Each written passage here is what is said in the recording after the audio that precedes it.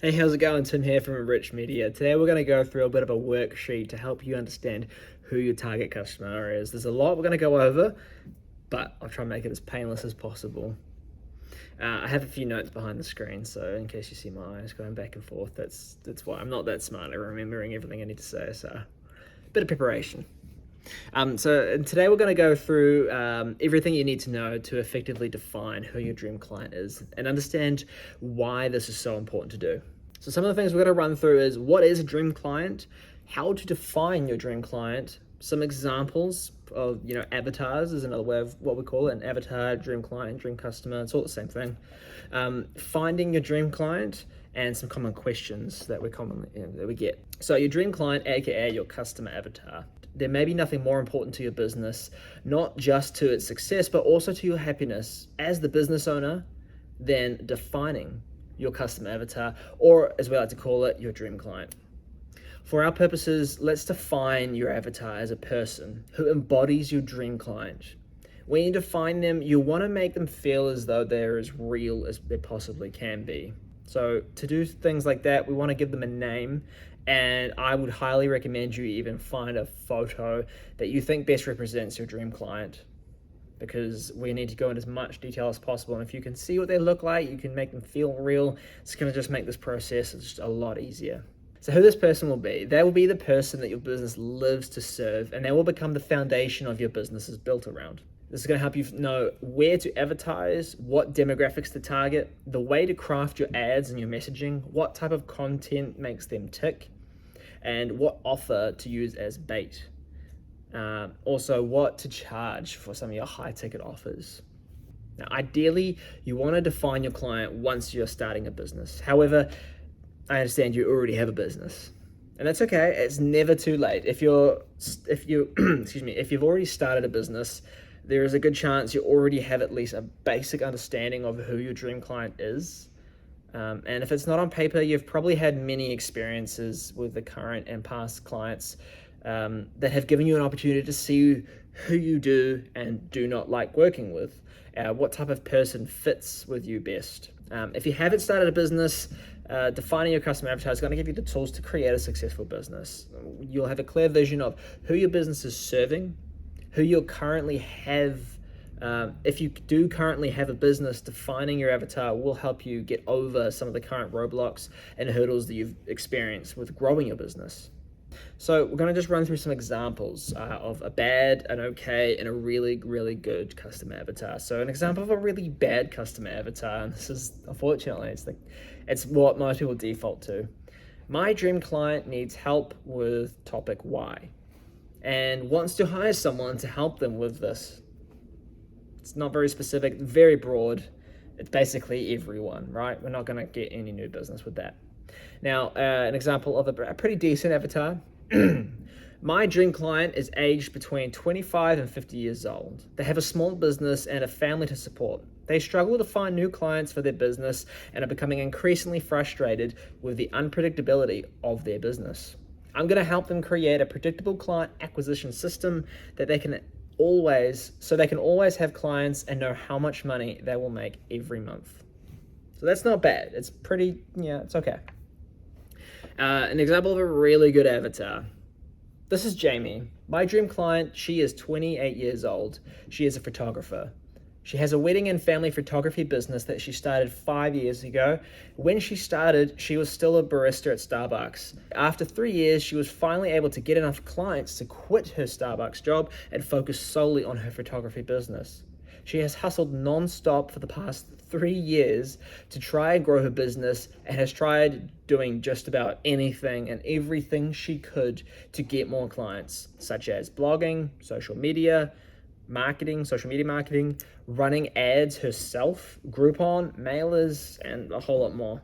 This has worked to an extent. She has made roughly $80,000 per year for the last 2 years, but is growing extremely frustrated that she hits a roadblock and she can't seem to grow anymore. And even more so with the fact that she has months where she'll make $10,000 and another where she'll only make $2,000. She's getting burnt out and she's spending so much time marketing her business and trying to get clients than actually doing what she loves to do, which is taking photos and editing them. She just got married and wants to be able to travel with her husband for a couple of years before they have children. But she doesn't know how this is going to happen because she feels as if she isn't constantly working on her business, then it's going to crash and burn. She'll lose everything. I'm going to help Jamie by creating and managing a client acquisition system for her, so she will never have to struggle finding clients again. She'll have so much more time on her hands to take on more clients, as well as have the time to travel with her husband. For this, she'll pay a monthly fee that she will still make a profit on the first client that I get her every month. So as you can see, the difference between a really bad avatar and a really good avatar is obvious.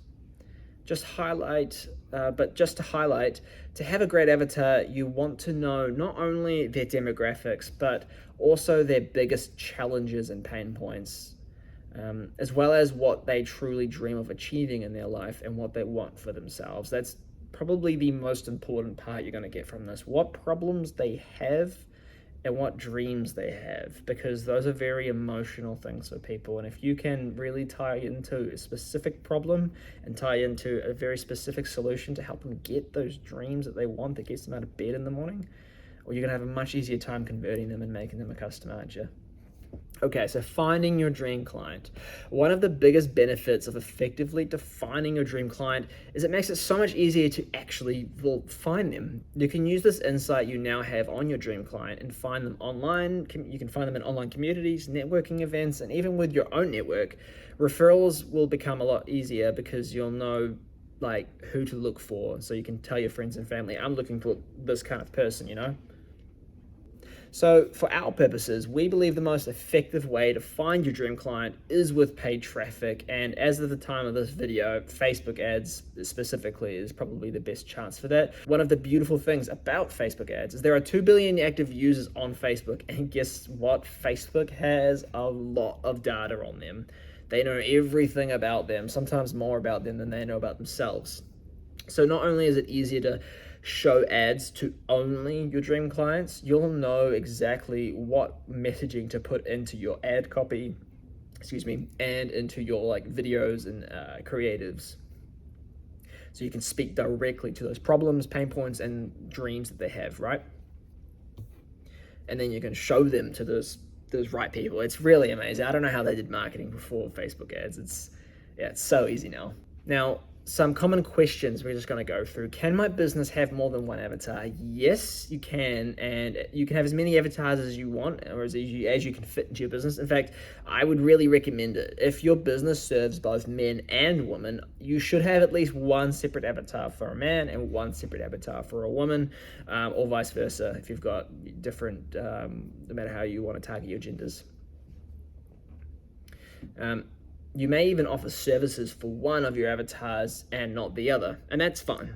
That's really fine. Can you change your avatar? Yes, and you should. I would highly recommend you look at your avatar maybe once to 2 times a year and frequently just adjust, make tweaks, add changes. Maybe you had a positive encounter with a different kind of customer.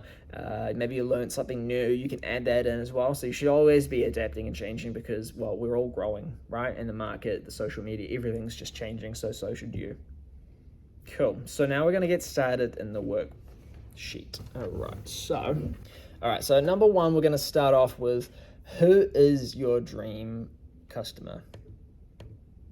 What's their gender? So we're going to go male, give them a name, Tim. How old is your target demographic? 28.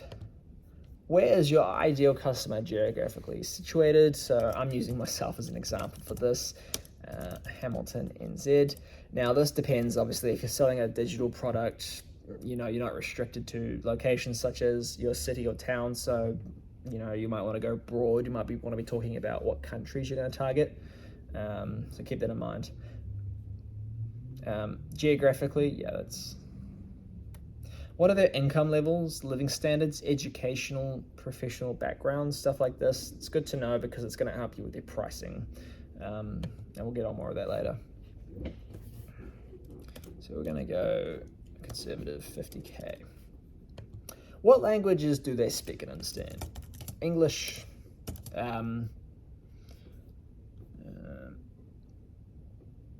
How does their average day look like? So do they have a day job? Are they a stay-at-home mom, stay-at-home dad? Do they travel a lot? Stuff like this is going to help too with, when you come to placing your messaging, again, you're going to know if they have a 9 to 5, you can add that in. Maybe they're looking for a solution, but they're tired. So you can talk about, you just finished work from your 9 to 5 job. You kind of hook them because they might have just been tired and thinking about there's some stress relief, and that's why they're on social media. What are their hobbies? Actually, I'll just add that in there. How does their average day look like? Tim works 9 to 5.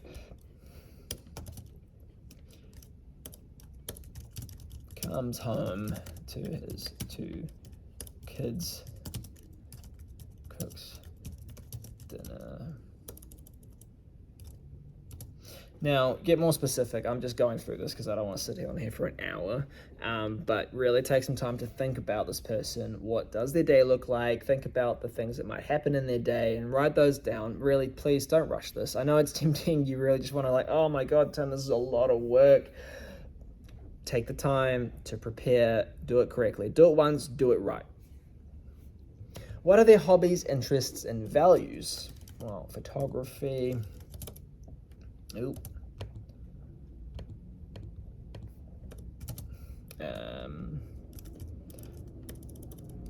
Social media, fitness, military. God, I don't even know how to spell.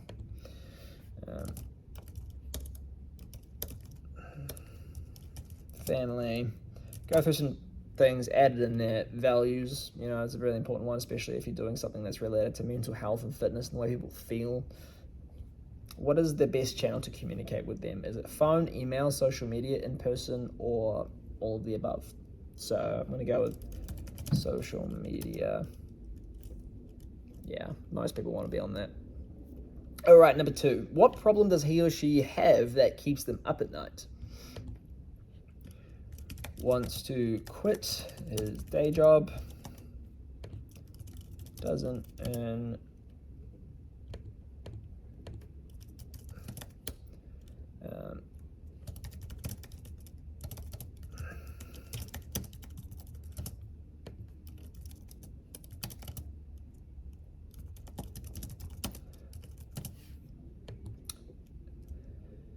cool. Go through and fill that out. I've just chucked in some generic ones there. Don't be afraid to get emotional. Again, if you sell a product or service that is adding value to their mental health or their fitness or anything to do with their body, really, think about the problems and the emotional problems that are attached to that. Fitness is a good one because people look at themselves all the time. So maybe the problem is they don't like the way they look, but don't just think about that. Is it they don't like wearing their shorts at work because they hate the way their legs look, you can get specific about those exact pain points. Are they freaking out about this new competition they got coming up and they're not fit and ready for it? What keeps them up? What really makes them lie awake looking at the ceiling and go, oh my God, I am so scared?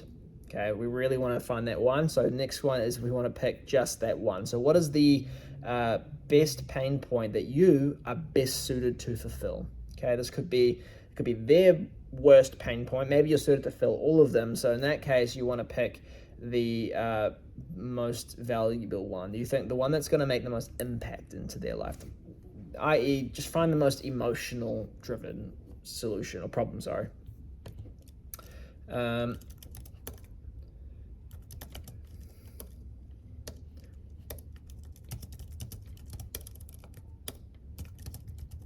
All right, scroll down. Question 4, does he or she need or want the solution? Want. Now, Tim doesn't need to quit his job because you have a job to make money and he's already making money. If he didn't have a job, right, he would need the solution. Or if he had already quit the job, maybe the solution is customer acquisition and he's starting a business. Now he needs to make money and he needs new customers. But currently, he wants to quit his job. What solutions have they tried already but failed? Okay, pretty self-explanatory. Go through and fill out some of the things that they were trying to do. So I always use gym as an example, fitness. Maybe they've joined up to a gym and they stopped going.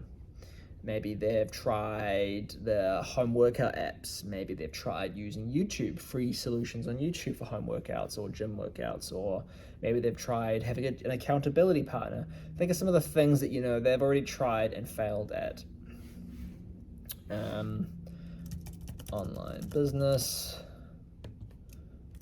weekend work,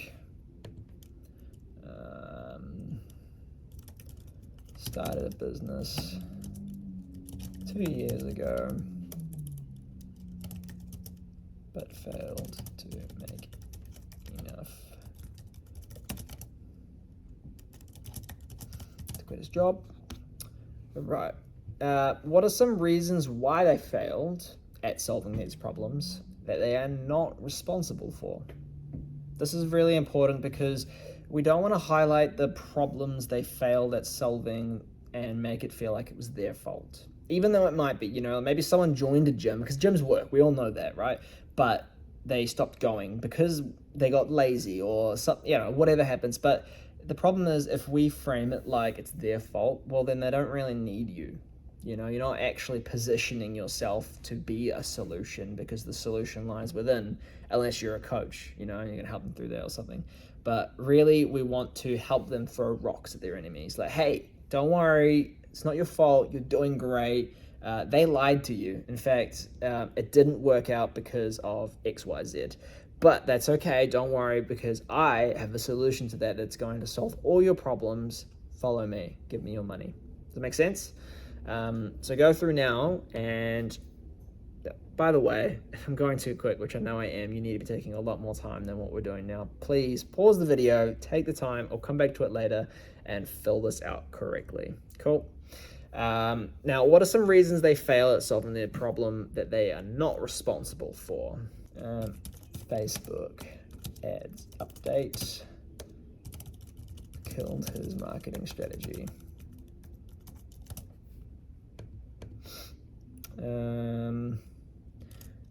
COVID-19 hit. That doesn't help. That should probably be an answer for everyone.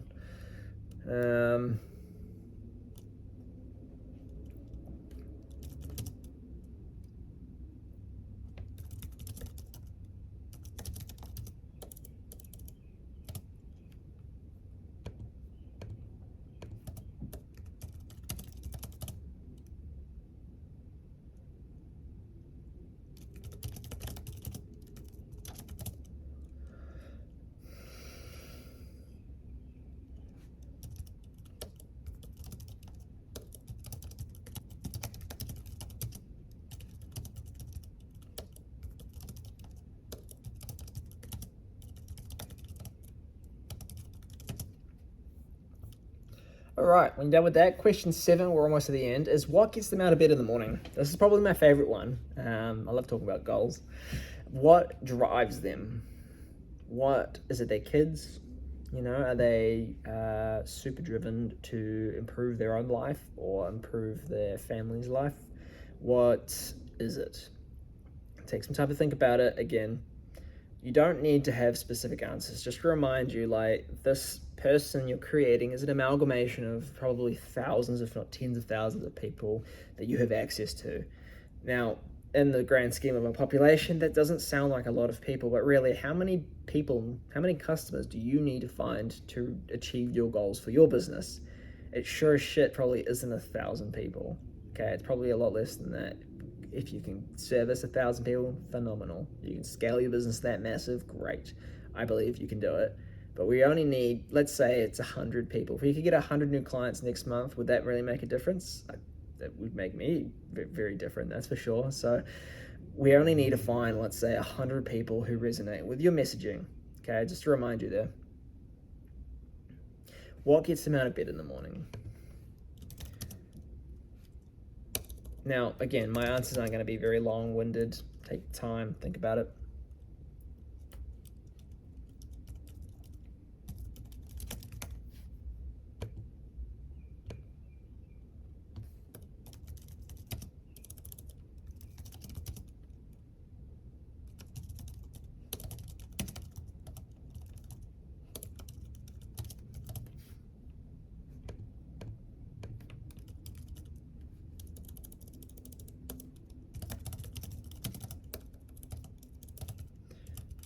scale it and replace themselves so they Tim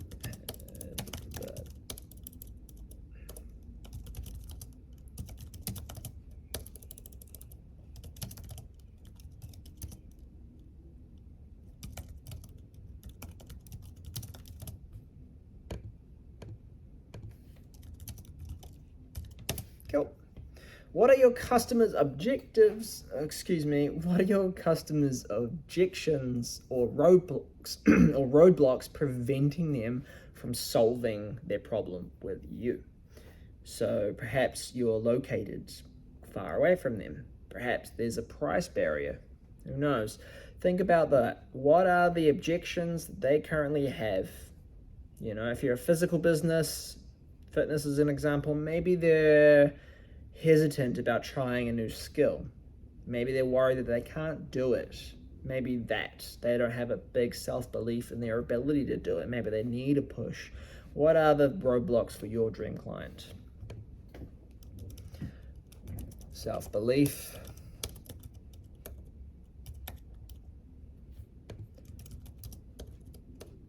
Don't have the right equipment. Oh.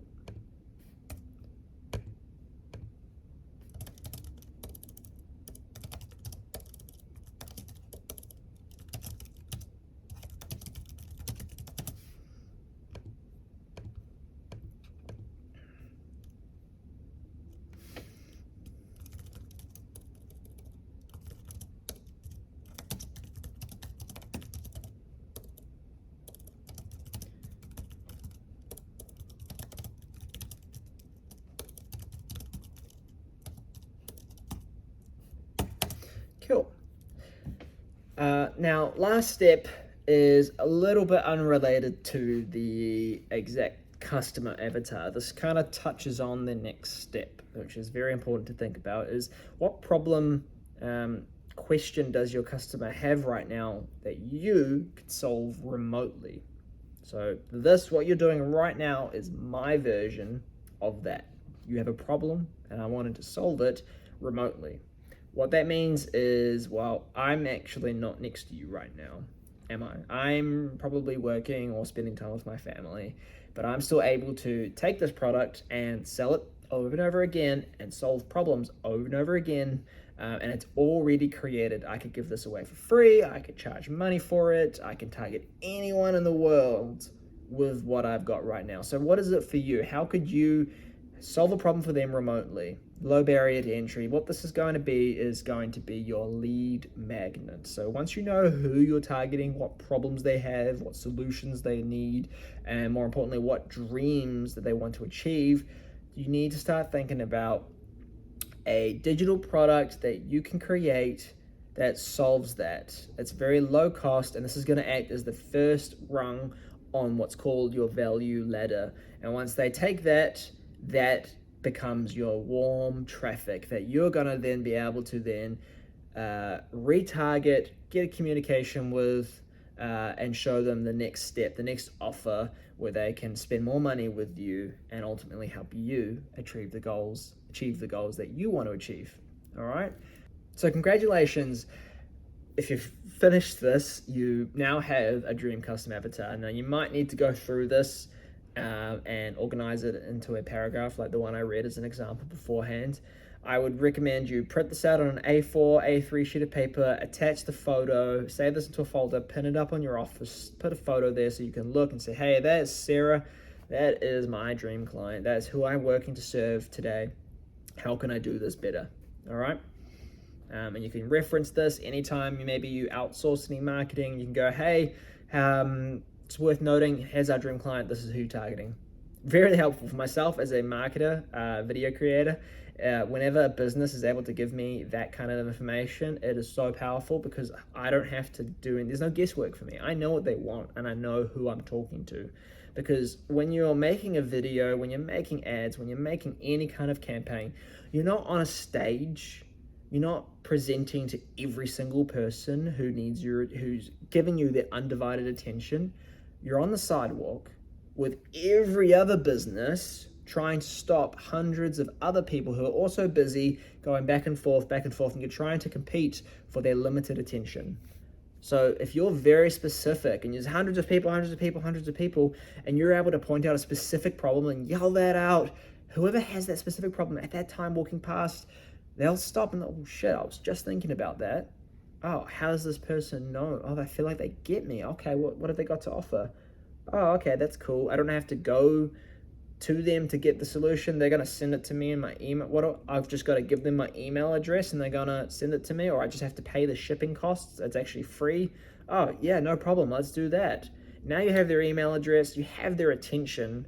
Now that is who you really want to focus on. That person, you got their email address, you got some attention. Maybe they paid you a small amount of money. They've done a small amount of business with you. They know who you are. You can retarget them further. Yeah, and as I said before, move them up your value ladder. I'm going to stop it there before I start rambling on. Any questions, let me know. You can email me at the email address below. I'll be happy to answer them for you. Otherwise, if we are doing business together, you know who I am. You can just give me a call. All right. Thanks so much. And I really hope this has helped you.